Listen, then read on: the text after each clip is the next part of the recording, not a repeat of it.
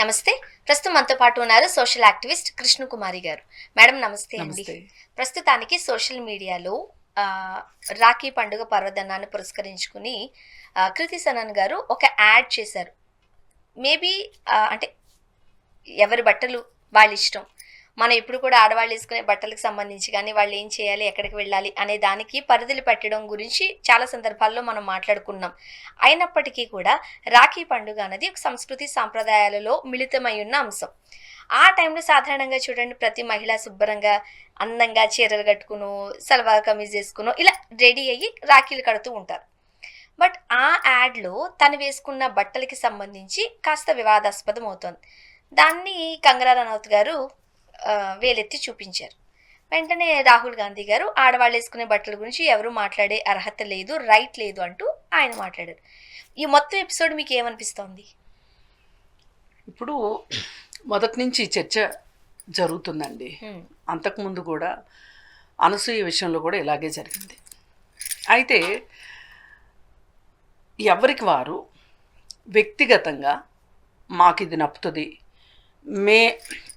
మేము ఇది వేసుకుంటాం, మాకు ఇది వేసుకోవటం మాకు సంతోషము అనుకున్నవి వేసుకునే హక్కు ఉంది అని చెప్పి మాట్లాడేది. ఇందులో ఇంకా సెకండ్ థాట్ లేదు. అసలు ఈ మోరల్ జడ్జిమెంట్స్ పాస్ చేయటం, ఇలా వేసుకుంటేనే బాగుంటారు, ఇదే సంస్కృతి సాంప్రదాయము, ఇట్లా ఇలా మాట్లాడేది కరెక్ట్ కాదనేదే నా ఉద్దేశం కూడా. అయితే ఇప్పుడు కృతి సనన్ వేసుకున్న డ్రెస్ గురించి ఎవరు కంగనా రనౌత్ కామెంట్ చేసింది. సరే, అసలు కంగనా రనౌత్ అట్లా కామెంట్ చేసే హక్కు ఉందా కంగనా రనౌత్కి అనేది మాట్లాడాలి.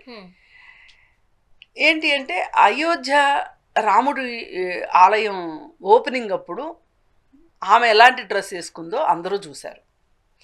అలాగే జగ్గి వాసుదేవ్తో ఆమె డాన్స్ వేసే టైంలో మహాశివరాత్రి పర్వదినానికి ఆమె ఎలా డ్రెస్ వేసుకుందో కూడా, ఎలా డాన్స్ వేసిందో కూడా అక్కడ అది కూడా చూసాం. మరి ఇలా చేసిన ఆవిడ ఇప్పుడు కృతి సనన్ గురించి, ఇప్పుడు ఈమెకి సడన్గా వేరే వాళ్ళు ఎవరో వేసుకున్న బట్టల గురించి మాట్లాడటానికే ఈవిడ ముందుకొస్తారు అంటే ఎలా?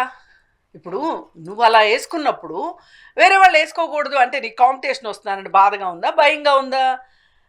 నాకు ఇక్కడ కంగనా రనౌత్కి ఈ అభిప్రాయాలు రావటం వెనకమాల ఆమె ఇన్సెక్యూరిటీ కనిపిస్తుంది. ఆమె ఎప్పుడు కూడా మగవాళ్ళకు వ్యతిరేకంగా ఒక్క ముక్క మాట్లాడదు ఏ సందర్భంలోనూ.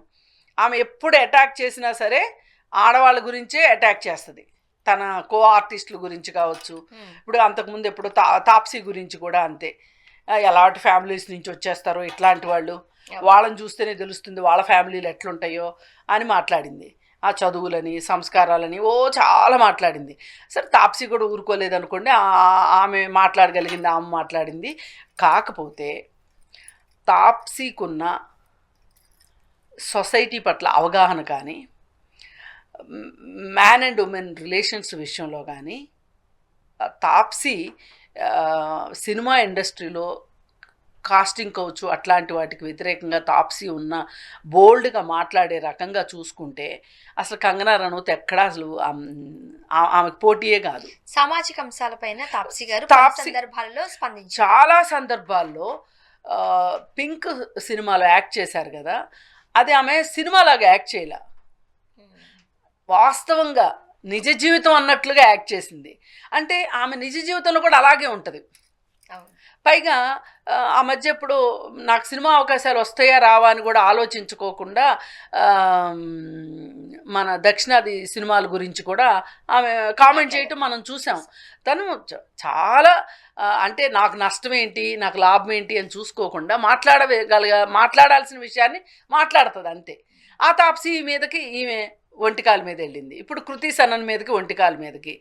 పైగా ఇదంతా ఎలా ఉంటే రాహుల్ గాంధీ వచ్చి అసలు మహిళల వస్త్రధారణ వాళ్ళ వ్యక్తిగతమైన ఎంపిక, అది దాని గురించి మాట్లాడే హక్కు ఎవరికి లేదు అని చెప్పి ఆయన ఇచ్చేసరికి రాహుల్ గాంధీని ఆగు బ్రో అని చెప్పి చాలా ఎట్లా అంటే ఏదో ఈమె కమాండ్ చేస్తే ఆయన మాట వినేస్తాడు అన్నంత లెవెల్లో అతని మీదకి రాహుల్ గాంధీ మీదకి. అంటే ఇక్కడ ఆలోచించాల్సింది ఏంటి అంటే, ఇలా ఆంక్షలు ఏవైతే ఉంటాయో మహిళల బట్టలకు సంబంధించి, ఆంక్షలు ఏవైతే ఉంటాయో వస్త్రధారణకు సంబంధించి, అది ఎవ్వరు ఎన్ని చెప్పనివ్వండి, అది వ్యక్తిగతమైన చాయిస్.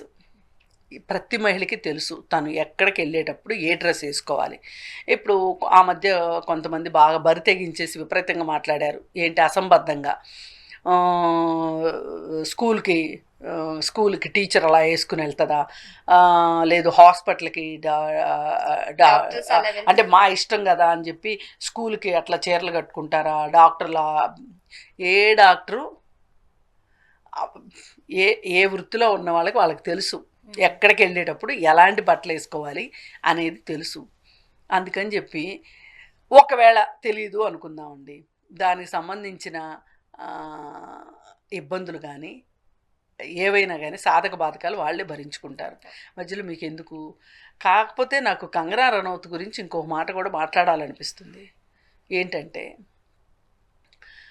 కొన్ని సందర్భాల్లో స్త్రీకి స్త్రీయే శత్రువు అంటారు. అందమైన స్త్రీలు ఈవిడికి శత్రువులు. తనని డామినేట్ చేస్తారేమో, ఎక్కడ డామినేట్ చేసేస్తారు అని చెప్పి.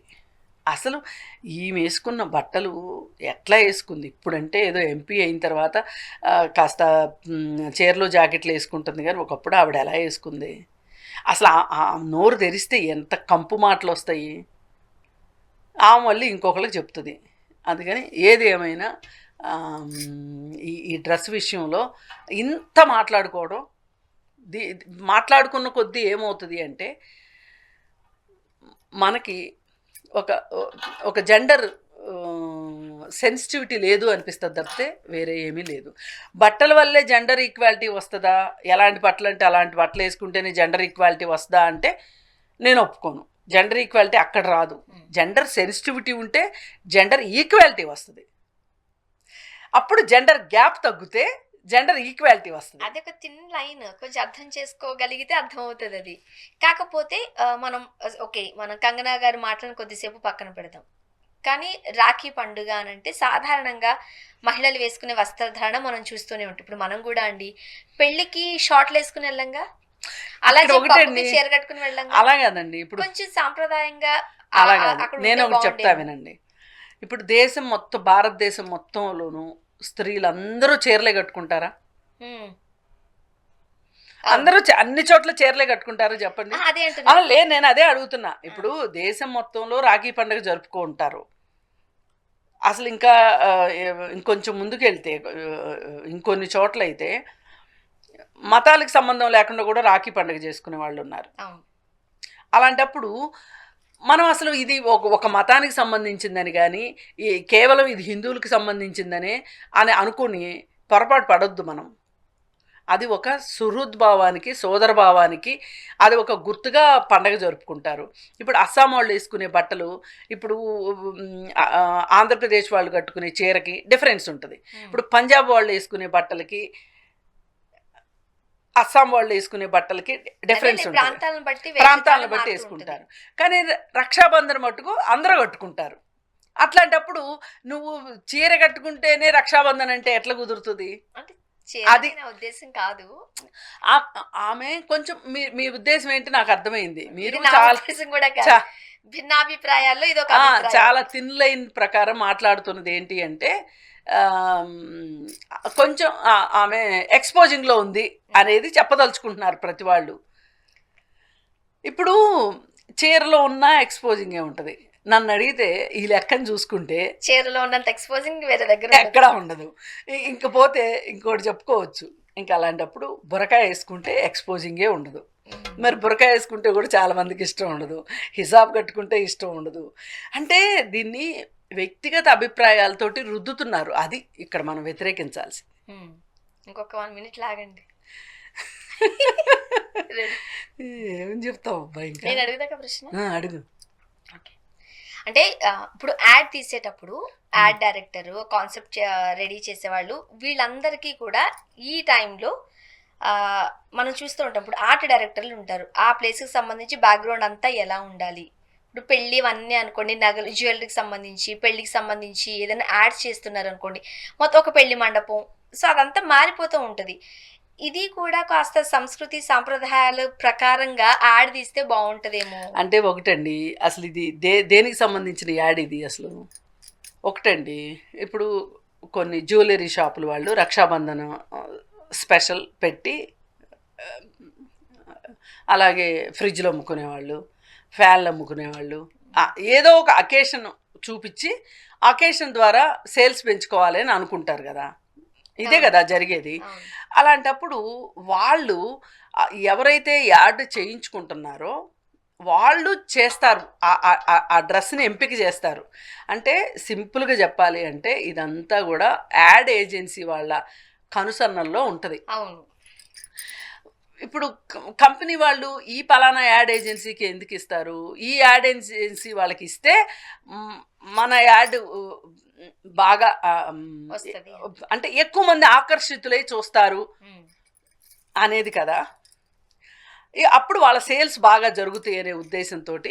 అంటే ఇప్పుడు ఆ యాడ్ కంపెనీ వాళ్ళ పైన మాట్లాడాలి తప్పితే, ఏదన్నా మాట్లాడితే కృతి సనన్ గురించి మాట్లాడి ఉపయోగం లేదు. అది ఒకవేళ అదే ఒక పాయింట్ అయితే గనక, ఇప్పుడు నేను నిధి అగర్వాల్ అప్పుడు కూడా అదే చెప్పాను. ఏంటంటే ఇప్పుడు ఈ సినిమా ఫంక్షన్లకు వెళ్ళేటప్పుడు ఎవరండి చేస్తారు ఇవన్నీ, కర్టసీ ఉంటది. కొంతమంది వాటి కొలాబ్ అవుతూ ఫ్యాషన్ డిజైనర్స్ ఉంటారు, వీళ్ళకి సెపరేట్ గా కూడా ఉంటారు. వీళ్ళు టై అప్ అవుతూ ఉంటారు. ఈవెంట్ మేనేజ్మెంట్ వాళ్ళు ఉంటారు కదా, ఈవెంట్ మేనేజ్మెంట్ వాళ్ళు ఈమెని డ్రెస్ వేసుకోవాలి అని చెప్తారు. వాళ్ళే తీసుకొచ్చిస్తారు ఆవిడకి డ్రెస్సు. వీళ్ళ ఎంపిక ఉండదు. ఒకవేళ ఇవి నేను ఈ డ్రెస్ వేసుకోను అందనుకోండి, ఇంకొకళ్ళకి ఇస్తారు. అందుకని మనము అక్కడ ఆమెని చూసే బదులు ఇది ఒక మార్కెట్ శాసిస్తుంది. వాళ్ళ ఆడవాళ్ళు వేసుకునే బట్టల దగ్గర నుంచి ఏదైనా సరే, మనం వాడే వస్తువులు కావచ్చు, ఏదైనా మార్కెట్టే శాసిస్తుంది. మనం అలా చూడాల్సిందే తప్పితే కేవలం కృతి సనన్ని మనం టార్గెట్ చేసామనుకోండి, సరే కృతి సనన్ వచ్చే సంవత్సరం నేను ఇలాంటి బట్టలు అయితే నేను వేసుకోను, నా మీద చాలా విమర్శలు వచ్చినాయి అని చెప్పింది అనుకోండి, వేరే వాళ్ళు వస్తారు. అందుకని మనం ఏనుగు కుంభస్థలం మీద కొట్టాలి అంటే ఈ మార్కెట్ ఎలా నడిపిస్తుంది మనుషులు అనే దాని దగ్గరికి వెళ్ళి ఆలోచిస్తే కానీ దీనికి సమాధానం దొరకదు. థ్యాంక్ యూ అండి. Thank you.